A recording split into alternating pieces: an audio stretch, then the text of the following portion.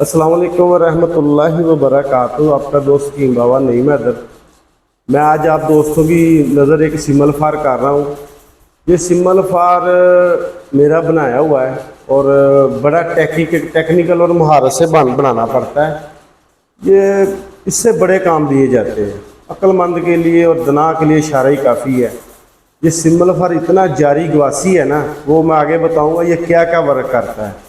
और खुराकी है कि इसकी 3 गोलियां कुत्ते बाज से के लिए बर्दाश्त नहीं होती इतनी, और गर्मियों में तो दे नहीं सकते। ये सर्दियों का बेहतरीन तोहफा है।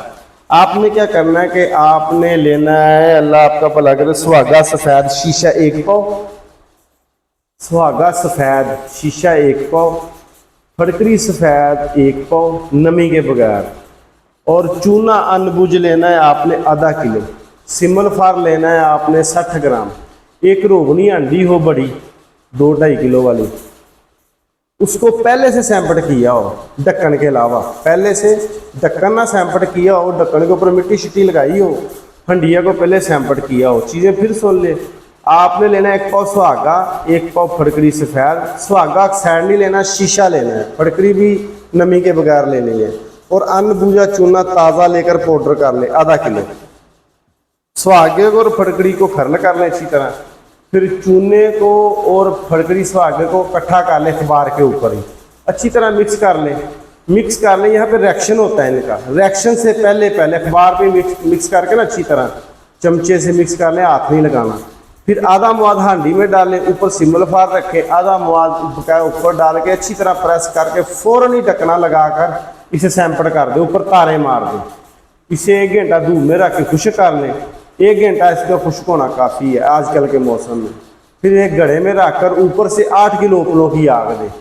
जब ये सिमल फार आप 60 ग्राम निकाल लेंगे, ये सिमल फार हल्का सा फूला होगा और सफ़ेद होगा, दूधिया। रखना आपने शीशा है, बलौर शीशा टाइप सिमल फार रखना है। ये सफ़ेद और दूधी हल्का सा फूला होगा। ये सिमल फार निकाल लें और बावजन होगा। इसको पाउडर करके खरल करके फ़ौरन ही शीशी में टाइट कर दें, क्योंकि हवा की नाम से ये फूलता है। और शीशी में भी रखेंगे ना, ये आस्ता आस्ता फूलता जाएगा। आप 1 माह बाद देखेंगे तो आपको लगेगा डबल हो गया है, क्योंकि इसकी बेस चूना है।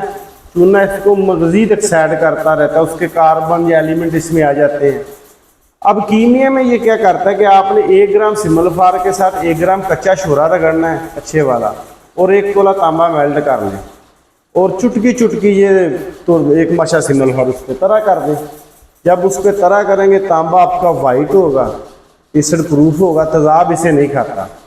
और अगर इसे तेज़ाब में न्यारे से हल भी कर लेंगे तो इसमें नुक्स ये है कि ये लोहे पे बैठता है, ये अपने आप नीचे नहीं गिरता। ये लोहे के ऊपर, जैसे तांबा लोहे पे बैठता ना, ये लोहे पे बैठता। होता सफ़ेद है, वैसे से तेज़ाब नहीं खाता।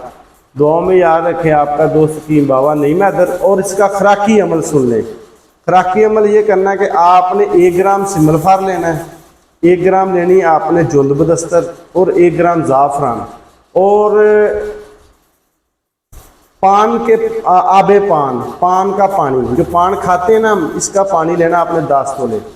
इसमें कतरा कतरा खरल करके इसकी दाना बाजरा के बराबर गोली बना ले, छोटी छोटी।